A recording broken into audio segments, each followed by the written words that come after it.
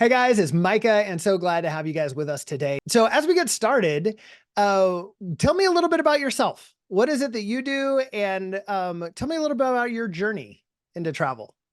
Well, I've been in the travel business for now going in April will be 46 years. We started it because my mom wanted to have a travel agency, and we ended up with a travel agency. I mean, to make a long story short, we started in 1978. We are three brothers in the business, and never had an argument between us, by the way. And we today uh, fast forward, 46 years forward, we are a company that has really three prongs. One of them is leisure travel. The other one is luxury travel. And the one that I'm in charge of is group travel, which is the most complicated and that requires a lot more resources, human resources, and to operate, as it's much more intricate in the planning and the monitoring. Like today, we have a strike with Lufthansa on the ground. So all of our groups that have a Lufthansa segment from US to Germany are canceled for the next 4 days. So my team here is scrambling to find alternate flights because the airline doesn't really do much of that. So I control and I manage the entire department of the group department. Mostly, uh, we can't really specify, but a lot of schools, many schools, from colleges that book their business school trips, their interchange student trips, whatever they do as far as travel concerned, we handle. Some of them it's a trip to Japan, Italy, Spain, um, Ghana. We handle pretty much we've sent people to every part of the world for that matter. And then the other one is synagogue, churches that are going on a missions or leisure trip. We have a large group in Italy right now that touring all of Italy. We have a large group that uh, going to Greece next week. So, and by the way, just for you to understand, we are a logistical airfare only. We do not handle anything on the ground, nor do we want to. Most of our clients are tour operators whom have their own operation on the ground that refer to us. There are groups that do not have any flights.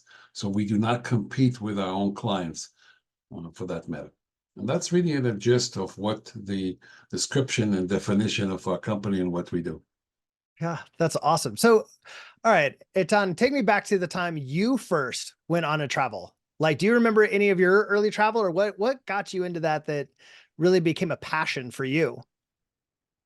I did not know anything about the travel business. I can tell you that we started a travel agency. We bought a franchise at the time that's no longer in existence. And we had a storefront. We still have the same place. We were a middle store in between three stores. On the right side, there was an optician, and on the left side, there was a hearing aid. And I remember I was standing there with my dad and saying, I wonder if this guy is coming to travel or he's blind or deaf. And we didn't know anything about the travel business. As far as why we got involved in the travel business, because of my mom, that for her, traveling was a prestigious, luxurious item that she can show off with. And she wanted to have that ability to say they are going and coming as they please. And she was able to do that. So because of that, we got into we learned how to love the travel business. I think my first uh, trip that I was going as a travel agent was on a familiarization trip to Daytona Beach with Eastern Airline back many years ago. And I have went on that trip, and I remember that very vividly because I realized all the perks a travel agent gets and all the beautiful women I went on the trip. I was single at the time. So it was really uh, something I really liked. And then I realized that there's wonderful things to travel with. So I did. I remember the first client that ever came to my office wanted to go to Key Biscayne in Key Biscayne, Florida. And it's a little town. It's not really, there's no airport there. But I remember that I did not know where it is or what it is. Or I remember going back to the little office we had in the back with a big, huge world map. And I was looking, I says, God, please help me right now just to find out where Key Biscayne is. And I couldn't find it, obviously, because you can't see Key Biscayne on the world map. So that's where we started. And we become passionate about the business. We enjoy the fact that we can send people to uh, a fun thing to do. We are not in the accounting business, so we don't have to deal with people's taxes, but we deal with people's pleasure. They go, they enjoy, they come back, they tell us, and slowly we got involved in various segments of the business. At one point or another, we had a large, very large division that handled conference planning. We sold that part, no more, and here we are, 46 years later. That is awesome. That is awesome. So, okay, so a lot of our clientele really are the ones that are booking the group travel, sending the teams abroad. What is some of the biggest misconceptions you see from that perspective, or maybe a misconception people often have about group travel? The biggest misconception that you buy group travel, it has to be cheaper than what you are buying it online. That's the biggest misconception. The travel business does not adopt the Costco philosophy. The more you buy, the cheaper it gets. Uh, for the airline industry, the more you buy, the more expensive it's get because it has a beautiful algorithm that has been developed many, many years ago to control the revenues on each airplane. So there's certain seat that they sell at a certain price, et cetera, et cetera. So the first misconception that group travel airfare is not usually lower. Sometimes in very rare cases, it might be. The other misconception is that people don't realize, they say, oh, I can book it right now for whatever. How come you are much higher? Many cases I can point out to that the individual looked today, and truly today it is, but nobody buys a ticket 11 months in advance, at least not in my sphere. Maybe there's some people that like to do that because whatever reasons, but nobody really commit $3,000 on a trip, 11 months in advance or whatever the price is. And you can do that, obviously, and there might be some, but the majority book usually somewhere between 60 to 90 days. That's where the statistics, where airfare is being booked. And today, after the pandemic, it's actually a lot more short term. So we have a price for September, let's say at $1,400, that in last September looked very high, but today, in June, for September, 2-3 months in advance, that price may look very attractive. So that's a second misconception about the pricing. The third one is, I don't know if everybody understand the intricate work that going into planning a group travel. It is a very, very intricate. I mean, we have agent on standby when you depart and when you return, just in case there is some issues. We use a platform on WhatsApp, so travelers that stranded at airports across the world can, text us on WhatsApp, and we receive in our emergency line can help them. So, but the intricate work that goes into planning a trip is vast. There's so many details that involve. And we have to take care of everything. There's some companies that are no frills. Look, we'll book your flight, we'll charge you $25 per handling for each ticket, and here it is. We are a full service group travel, which means we'll handle your deviation, we'll handle your upgrades, we will handle your seat assignment, your special meal request.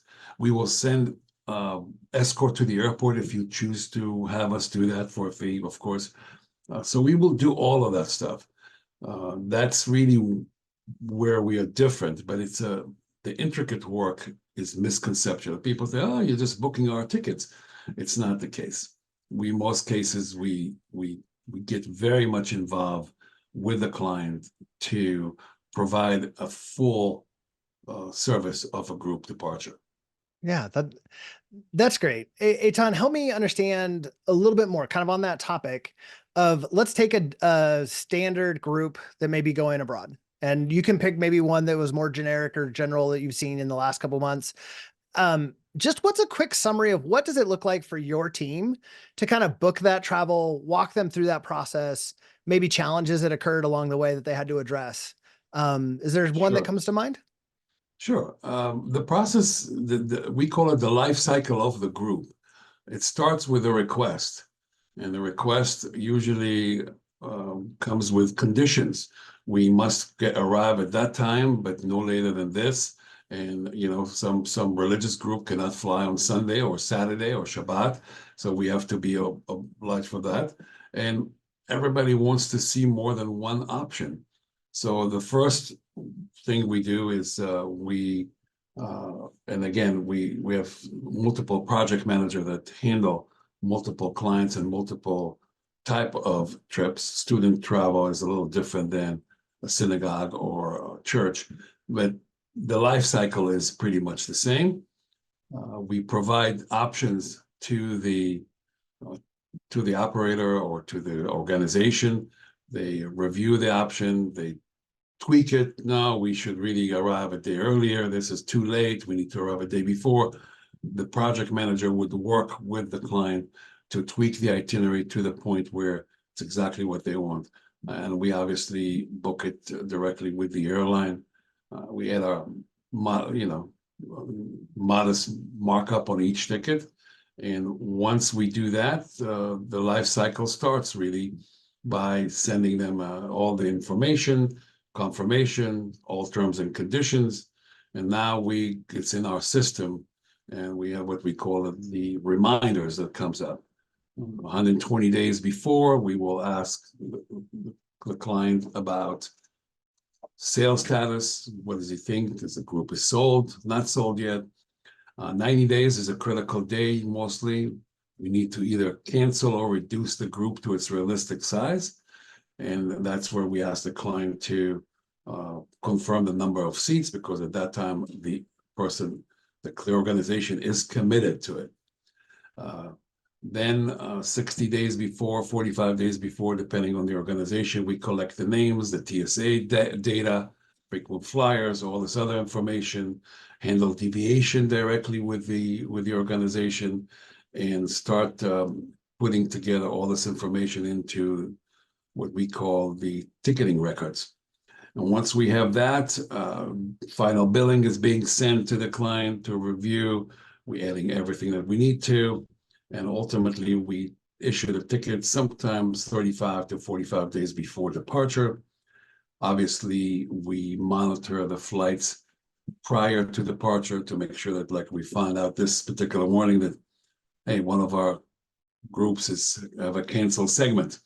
So we monitor that, so we know it not the day of, but a few days before, so we can address it.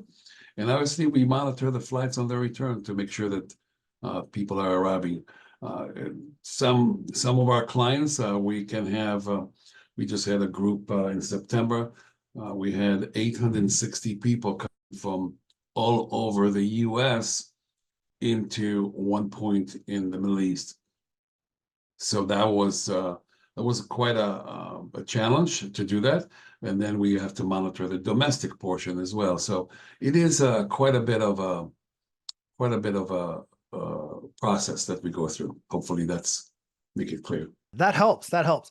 Well, okay. So stepping or kind of continuing this line of thought, Eitan, I mean, you book over 700 groups a year, and I know they vary in a large sizes, as you've just demonstrated.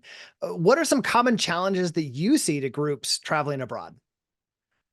Well, the biggest challenge is flight cancellation, flights delays. Sometimes we do have a connection in a European city. And if it's a group of students that arrive 6 hours late and their connection is already left to Turkey or to Greece or to Northern Africa, then they stuck there. Uh, Sometimes we have to split the group. And now if it's kids under 16, we have to have chaperones and we cannot really split them into twos. So these are the challenges. I think the most challenges is weather related, technical strike, ground strike, and regular delays that happen. That these are the biggest challenges that somebody like us will have. Otherwise, would have been a very easy process and very easy life. But other than that, challenges. The other challenge may be to make the client aware of the overall added value that a group travel organizers like ourselves can add. Everybody thinks that they can do the work themselves till they can't, and then it's too late, and then they know it. So that's another challenge to explain. You know, people say, "Well, your prices are high." I says, "Well, we include X amount of dollars of." Well, I'll try to save that. Yeah, you can do that. You can save that. You can walk instead of taking an Uber. You can do many things to save money, depending what resources you have. And but you know, we have close to almost 90% repeat clientele, so we must be doing something right for 46 years.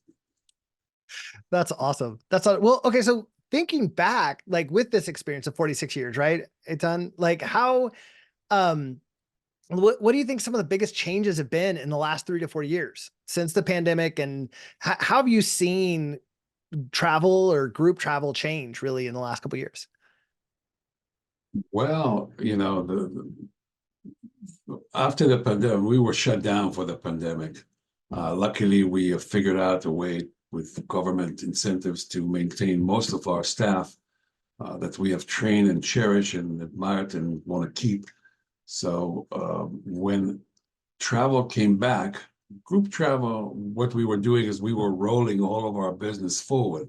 So when the sky were not open to fly to Israel, for example, we had to roll over. Okay, so if we can't fly in July, let's try to make it in December. Can't fly in December, let's try to do it in March. And by the time the sky opened up, sometimes in March of 2022, which is about 2 years ago, we had the business and we had the personnel to handle it. What happened is everything becomes short term. The demand exceeds the supply. There was what we call revenge travel. Everybody wants to say, hey, I didn't have an opportunity to travel. Now I'm going to travel to 3 different places in 1 year. So that's what I'm calling revenge. I'll revenge and I'll go everywhere. We still have a lot of residual effect of the pandemic. People are still booking short term. They are not doing it yet. People do plan in advance. We do have bookings for into Q1 of 2025 and even requests into 2026. But the majority of the people are very short term, especially now we're experiencing a tremendous surge with short-term, smaller groups. So that's how it changed in the last 3 to 4 years. Well, cast your vision a little bit ahead, Eitan, and I know we're not, all fortune tellers or anything like that, but more of as you look at your experience in the past and you kind of look at the trends, where do you see things going with travel in the next, let's say 2 years or 2 to 3 years in the future? I think the demand for travel and the human curiosity to visit other places is going to increase. You're going to see higher prices, and I'm talking about airfare only. I mean, obviously the hotels are the same, but you're going to see higher prices on the airfares. You're going to see a lot more demand for the higher classes, premium, business. As our population mature and get older, there's more money to spend for those, and people do spend for it. So I see a lot more demand and pressure on those commodities of business class, first class, premium class accommodation. There's always going to be a demand to travel, and coach an economy in the cheapest way. But I see that also airlines are going to expand their routes to other destinations, or at least increase their capacity to popular destination even more, simply because of the demand. I don't think that the economy at a high interest rate have made any impact on the desire of humans to travel and explore other destinations. So I see it growing and growing, especially group travel. And that's, well, it gets back to, what your mom wanted to see so many years ago, right? Eitan, like, Correct. hey, let's go and let's, at least Correct. if we're going to go, let's spend the money to do it well and do it the way we want. I can understand that. Correct. Yeah. Um, all right. So if you could provide a piece of advice for the coordinators who either maybe are starting out or again, looking at all the group travel they're looking at for this next year, if they're organizing group trips, what would that piece of advice be for those in that role? That's a good question. I always ask that in my interviews. Number one is if you do the trip and you plan it on your own, give it a shot for a professional to try to help you out. The cost that you may spend and a few more dollars to pay for the services of a professional like ourselves may be taking a big onus from yourself, big responsibility off your chest. Like the coordinator of this Lufthansa group is now happy that they have somebody to do all the chasing around and try to figure out their solutions. So that's number one. Number two, plan as much as you can in advance. Don't do short-term stuff from now till 3 weeks from now or 3 months from now, for that matter. Give yourself 6 to 9 months in advance to be able to plan your trip, whether it's just the ground or the land or combine of all of it together. That will be the two biggest pieces of advice that I would recommend. And as far as I'm concerned, always try to make a connection in North America rather than in a foreign country. That will be my two pieces of advice. And Eitan, is it just easier to work with the US, like if there is a connecting flight here versus in Frankfurt or somewhere else? It's just easier? Yeah. I mean, you have a bunch of students, sometimes youngsters, and their parents freak out that they're in Istanbul, for that matter. That's a little scarier. But Europe, you can still live there. But how about if you stuck somewhere in Ethiopia or Ghana, and or anything like that? Yes, I think that we always attempt to try to make a connection in North America. If you get stuck, at least you're here in the U.S. No, that makes sense. That makes sense. Eitan, where is your source of business? As you guys have grown over the last 46 years, where are some of the key areas that you found to be successful for driving your own business forward? We found that our referral, as I mentioned before, we have 89% repeat clientele. So if you book a group with us, most likely if you need a group, another one in 2 years, you will call us. So repeat clientele is repeat schools, repeat organization. The second largest contributor to our business is referrals. Today I got 3 different referrals. I talked to XYZ and he mentioned that you are the one to speak to about group travel. And thank God we have a system whereby I can distribute all these requests. So that will be the second way to our, and the third one would be sometimes we get a random request online. People hear about us and connect us like we connected with each other through a mutual friend. So here we are. So these are the two major reasons. That's awesome. All right, Eitan, one of the other questions is you've been doing this for 46 years. The world sometimes can get topsy-turvy. There's wars, conflicts breaking out, strikes that go on. Why do you still do this after all this time? If you ask me today, I mean, today we feel the impact of the war in the Middle East tremendously. If you ask me why we're still in this business, is number one, we are loyal to the mission of sending people on group travel. I think that will be the first one. Secondly, is a responsibility to each of our team members. And for them, I mean, we could have closed the business at the pandemic time, but we didn't do that simply because, we have responsibility to the team that works here, the people that we pay, that feeds their families. And that's would be the the most important reason that we are still in business and we want to keep it up and want to keep on forging ahead. The third reason that I have not yet retired is because I just enjoy the creation. I enjoy creating a new system as our business grows and has kept on growing and kept on growing and kept on growing. And I had to adjust and restructures and repurpose. And that process of restructuring and repurposing is, although can be exhausting at times, is very rewarding to see it actually happen. And number four is that we have survived. This will be the fifth crisis that we have experienced. If we survive five, we can survive another one. If we can find, if it doesn't kill you, it will make you stronger. That's exactly what happened with us. So I don't see a reason for that to stop working after 46 years. We have a legacy to maintain.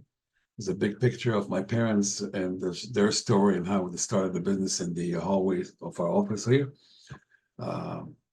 So we're here to stay. That's awesome. All right, let me go off script for a second. Number two is understanding that the purpose of a leader is not to be in charge. It's rather than to take care of those that are in charge. And that ties into the first one that I said. And if you understand that continuously, as long as I take care of the team will take care of the customer. And that really has been the two main reasons. Personally, I had to develop resilience myself to cope. So I find refuge and solace in some of my hobbies, where I can totally escape into a bubble where I can't hear anything except what I'm doing. So combining that with